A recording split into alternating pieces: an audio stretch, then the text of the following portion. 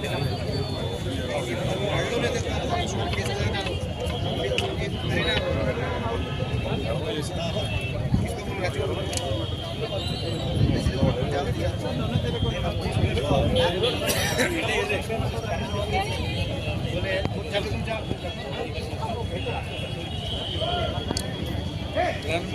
mm ಅದ.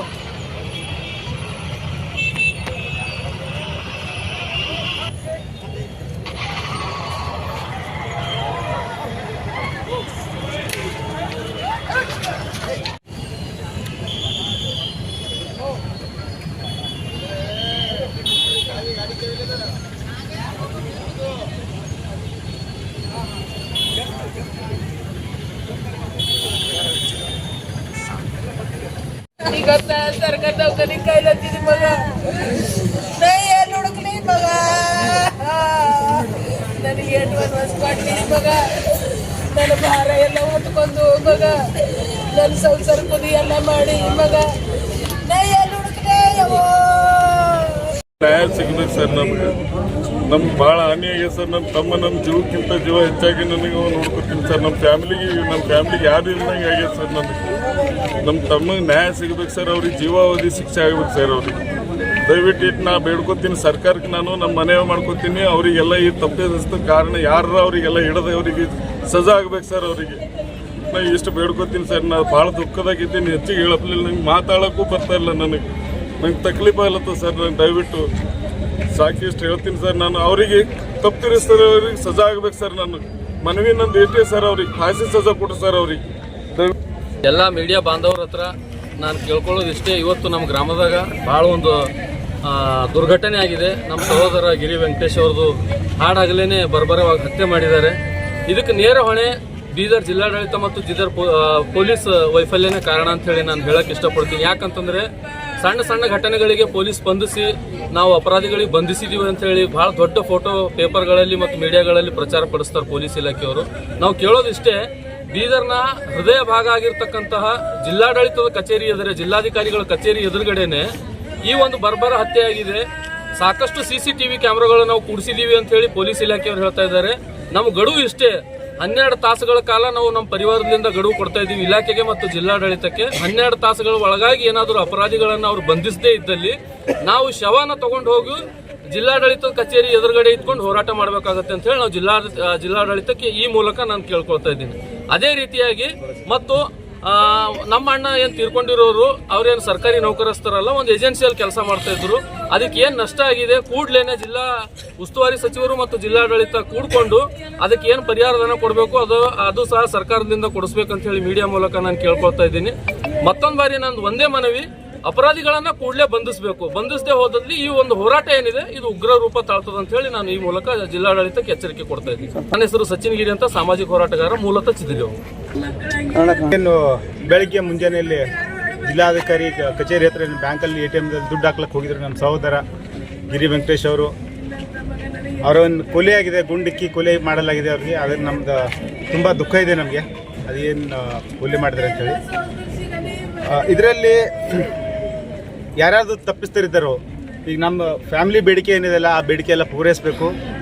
ಇನ್ನೊಂದು ವಿಷಯ ಏನಿದೆಪ್ಪ ಅಂತಂದ್ರೆ, ಯಾವುದೇ ಒಂದು ಇಷ್ಟು ದೊಡ್ಡ ಅಮೌಂಟ್ ತೊಗೊಂಡು ATM ಸರ್ವ್ ಮಾಡ್ತಾರೆ ಅಂತಂದಾಗ, ಯಾವುದೇ ಒಂದು ಏಜೆನ್ಸಿ ಒಂದು ಸರ್ವ್ ಮಾಡ್ತಾರೆ ಅಂತಂದಾಗ ಅವ್ರ ಒಂದು ದೊಡ್ಡ ರೆಸ್ಪಾನ್ಸಿಬಿಲಿಟಿ ಇದೆ. ಯಾಕಂದ್ರೆ ಇವತ್ತಿನ ದಿನ ದುಡ್ಡು ಅನ್ನೋದು ಭಾಳ ಮಹತ್ವ ಪಡೆದದ ಜನರದಾಗ.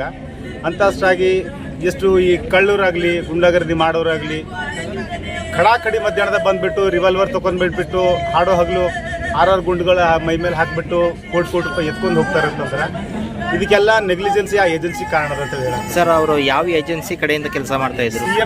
CMS ಏಜೆನ್ಸಿ ಅಂತ ಒಂದು ಏಜೆನ್ಸಿ ಇತ್ತು. ಮೊದಲನೇ ವೈಫಲ್ಯ ಆ ಏಜೆನ್ಸಿಯವ್ರದ್ದು.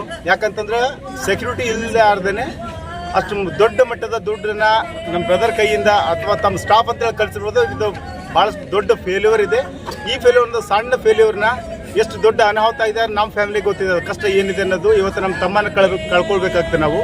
ಇಂಥ ಬೇಜವಾಬ್ದಾರಿತನ ಆ CMS ಒಂದು ಏಜೆನ್ಸಿ ಏನಿದೆಯೋ ಆ ಏಜೆನ್ಸಿದು ಒಂದು ಈ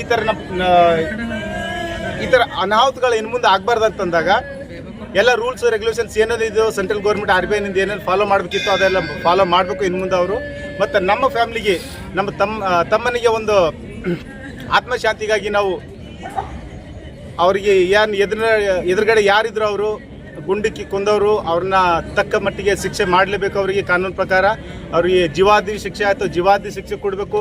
ಇರಲಿಲ್ಲ ಅಂತಂದ್ರೆ ಅವರಿಗೆ ಒಂದು ವೇಳೆ ನೇಣು ಹಾಕ್ಲಿಕ್ಕೆ ಏನಾದರೂ ಅವಕಾಶ ಅದಂದ್ರೆ ನೇಣು ಹಾಕ್ಬೇಕು. ಯಾಕಂತಂದ್ರೆ ಇಂಥ ನೆಗ್ಲಿಜೆನ್ಸಿನಿಂದ ಸುಮಾರು ಚಿಕ್ಕ ಪುಟ್ಟ ಇನ್ಸಿಡೆಂಟ್ ಆದಾಗ ಪೊಲೀಸ್ ಎಲ್ಲ ನೆಗ್ಲಿಜೆನ್ಸ್ ಮಾಡ್ತಾರೆ ಇಲ್ಲಿ ಬೀದರ್ದಲ್ಲಿ. ಆ ನೆಗ್ಲಿಜೆನ್ಸಿಂದ ಇಂಥ ಥರ ಗುಂಡಾಗಿರಿ ಆಗೋ ಥರ ಒಂದು ಕೆಲಸ ಆಗಿಬಿಟ್ಟಿದೆ. ನಾನು ಈ ಮುಖಾಂತರ ನಮ್ಮ ಜಿಲ್ಲಾಧಿಕಾರಿ ಆಗಿರ್ಬೋದು ಅಥವಾ SP ಆಗಿರ್ಬೋದು ಅವ್ರಿಗೆ ನಾನು ಒಂದು ಮನವಿ ಮಾಡ್ಕೊಳ್ತೀನಿ. ಆದಷ್ಟು ಬೇಗನೆ ಆ ಕೊಲೆ ಪಾತಕರನ್ನ ಹಿಡಿದು ಜೈಲಿಗೆ ಕಟ್ಟಬೇಕು ಮತ್ತು ತಕ್ಕ ಶಿಕ್ಷೆ ಕೊಡಿಸ್ಬೇಕು. ಯಾಕಂದ್ರೆ ಅವರು ಇನ್ನೂ ಸಿಟಿ ಬಿಟ್ಟು ಹೋಗಿರ್ಲಿಕ್ಕಿಲ್ಲ. ಅವ್ರ ಕಾರ್ ಇಲ್ಲ, ಏನಿಲ್ಲ ಅವ್ರ ಮೇಲೆ. ಅವ್ರು 2 ವೀಲರ್ ಮೇಲೆ ಹೋಗ್ಲಕ್ಕೆ ಬಂದಾರ. ಒಂದು ವೇಳೆ ಅವ್ರು ಒಂದು ಅರ್ಧ ಗಂಟೆ 10 ಮಿನಿಟ್ ಬಿಟ್ಟು ಪಾರ್ ಆಗಿರೋದ್ರೆ ಅದು ಜಿಲ್ಲಾಡಳಿತ ಮತ್ತು ಪೊಲೀಸ್ ಇಲಾಖೆದ ವೈಫಲ್ಯದ ಅಂತ ಹೇಳಕ್ಕೆ ಇಷ್ಟಪಡ್ತೀನಿ ನಾನು. ಯಾಕೆ ಗಾಡಿ ಮೇಲೆ ಇದ್ರೆ ಅವ್ರು ಕಾರ್ ಇದ್ರೆ ಎಲ್ಲೋ ಓಡಾರ ಅಂತ ಹೇಳ್ಬೋದಿತ್ತು.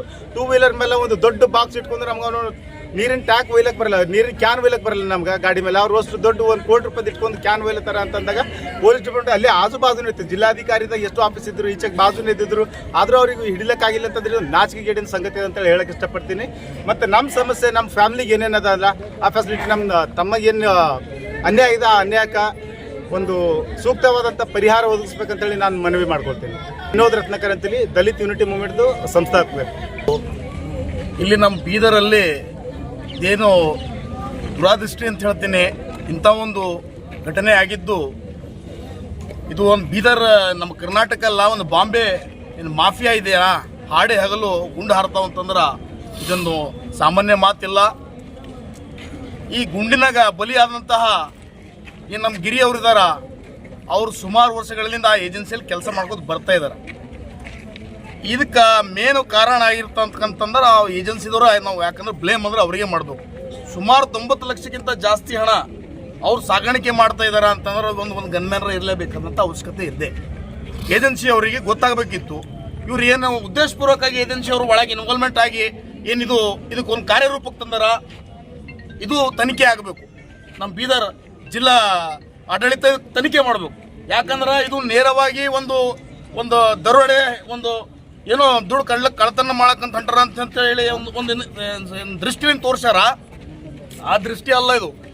ಇದರಲ್ಲಿ ಇನ್ವಾಲ್ವ್ಮೆಂಟು ಆ ಏಜೆನ್ಸಿದ ಏನು ಮ್ಯಾನೇಜರ್ ಇದಾರ ಅವ್ರಿಗೆ ದುಡ್ಡು ಹೋಗೋದು ಅವ್ರಿಗೆ ಗೊತ್ತು. ಯಾಕಪ್ಪ ಅವರು ಕಳಿಸಿಲ್ಲ ಗನ್ಮ್ಯಾನು? ಒಂದು ವೇಳೆ ಗನ್ಮ್ಯಾನ್ ಇಲ್ಲ, ದುಡ್ಡು ನಿಲ್ಸಕ್ಕೆ ಅಲ್ಲೇ ಇರಬೇಕಿತ್ತು.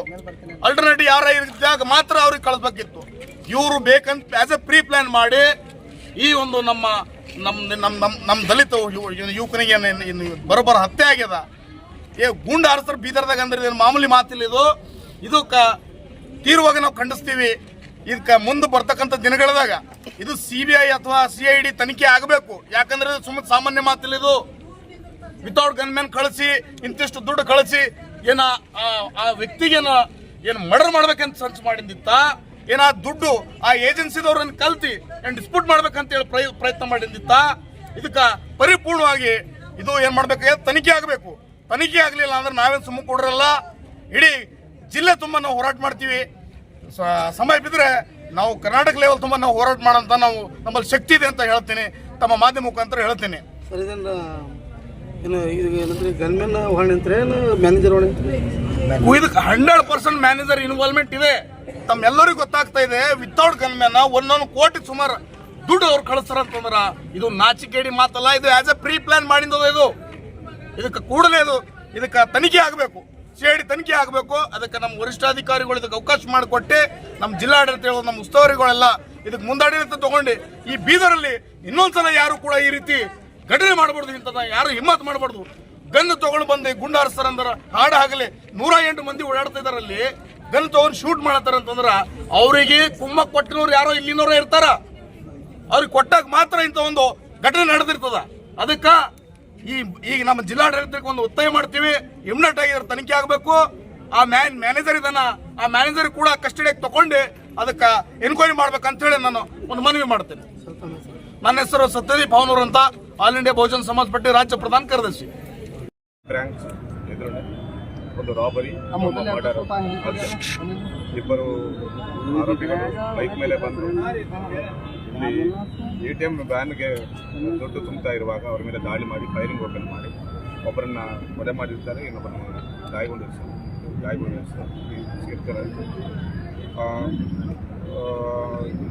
ವಿತ್ ಮನಿ ಒಂದು ಟ್ರಂಕ್ ಪೇಟೆ ಸಮೇತ ಅವರು ಬೈಕ್ ಮೇಲೆ ಪರಾರಿ ಆಗಿರ್ತಾರೆ. ತನಿಖೆ ಮುಂದುವರಿತಾ ಇದೆ. ಇನ್ನೊಬ್ಬರು ಇಂಜುರಿ ಆಗಿದ್ದಾರೆ, ಹಾಸ್ಪಿಟಲ್ ಎಲ್ಲ ಗೊತ್ತಾಗ್ತದೆ. ತನಿಖೆ ಮಾಡಿದ್ರೆ ಟ್ರಂಕ್ ಪೇಟ್ ಹೆಂಗೆ ಓಪನ್ ಮಾಡಿದ್ರೆ ಗೊತ್ತಾಗ್ತಿಲ್ಲ. ಓಪನ್ ಆಗಿದೆ ಅಂತ ಸದ್ಯಕ್ಕೆ ಮಾಹಿತಿ ಗೊತ್ತಾಗ್ತದೆ. ಅದೆಲ್ಲ ಮಾಹಿತಿ